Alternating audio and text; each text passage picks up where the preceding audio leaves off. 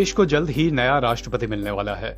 वर्तमान राष्ट्रपति रामनाथ कोविंद का कार्यकाल जुलाई में खत्म हो रहा है। राष्ट्रपति चुनाव से जुड़े कई दिलचस्प किस्से हैं, लेकिन 2002 का राष्ट्रपति चुनाव कई मायनों में खास रहा।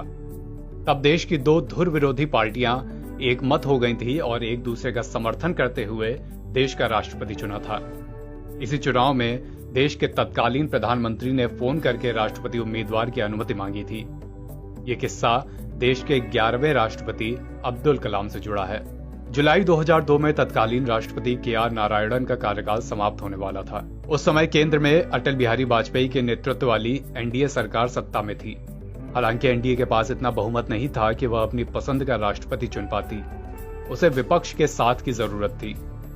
तब वाजपेयी ने मुस्लिम उम्मीदवार को उतारने का दांव चला था। सूत्रों के अनुसार तत्कालीन प्रधानमंत्री अटल बिहारी वाजपेयी ने बीजेपी के वरिष्ठ नेता लालकृष्ण आडवाणी से मुलाकात की और missile man APJ Abdul Kalam के नाम को राष्ट्रपति के रूप में प्रस्तावित करने की इच्छा जताई। हालांकि बीजेपी के पास कलाम की उम्मीदवारी का समर्थन करने के लिए पर्याप्त संख्या बल नहीं था।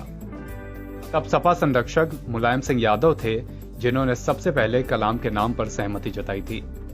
हालांकि खुद मुलायम सिंह यादव कई मौकों पर यह कहते आए हैं कि उन्होंने ही सबसे पहले कलाम की दावेदारी पेश की थी, जिसके बाद सभी विपक्षी दलों ने उनका समर्थन किया था और कलाम राष्ट्रपति बने थे।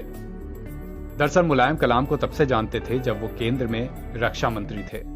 तब कलाम उनके वैज्ञानिक सलाहकार भी थे और कलाम पर लिखी एक पुस्तक के अनुसार मिसाइल मैन उस दौरान कभी कभी मुलायम से हिंदी भी सीखा करते थे। इस बारे में वरिष्ठ पत्रकार सिद्धार्थ कलहंस ने NBT ऑनलाइन से बात करते हुए बताया, मुलायम पहले विपक्षी नेता थे जिन्होंने कलाम के नाम का समर्थन किया था। तब विपक्ष काफी मजबूत हुआ करता था। राज्यों के विधायकों का और खासकर यूपी के विधायकों के वोटों के हिसाब से NDA का पलड़ा कमजोर था, लेकिन मुलायम ने सबसे पहले आगे आकर समर्थन कर दिया था। उसके बाद पूरी कहानी पलट गई और लगभग सभी दलों को सहमति देनी पड़ी थी क्योंकि NDA की स्थिति मजबूत हो गई थी। कलाम को उम्मीदवार बनाने के पीछे NDA की नीति के बारे में वरिष्ठ पत्रकार ने बताया, कलाम को राष्ट्रपति उम्मीदवार बनाने के पीछे कई कारण थे। पहला, पोखरण परीक्षण को लेकर राजनीतिक माइलेज लेना। दूसरा, कलाम एक सम्माननीय चेहरा थे। और तीसरा, NDA को लगता था कि कलाम के नाम पर विपक्ष एकजुट हो जाएगा। कलाम को राष्ट्रपति पद के उम्मीदवारी को लेकर एक और दिलचस्प किस्सा है।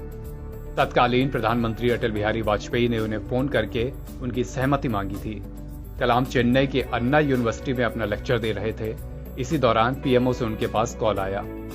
दूसरी ओर से आवाज आई कि PM वाजपेयी कलाम साहब से बात करेंगे। कुछ देर बाद वाजपेयी की आवाज कलाम को सुनाई दी।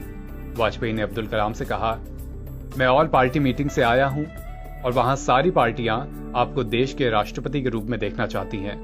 मुझे आपकी सहमति चाहिए और इसका ऐलान रात को ही होना है। मुझे आपसे सिर्फ हाँ ही चाहिए, ना नहीं। इस पर कलाम ने 2 घंटे का वक्त मांगा। 2 घंटे बाद कलाम ने सहमति दी और वाजपेयी से कहा कि वो सभी दलों की ओर से उम्मीदवार बनने को तैयार हैं। NBT ऑनलाइन के लिए शेफाली श्रीवास्तव की रिपोर्ट।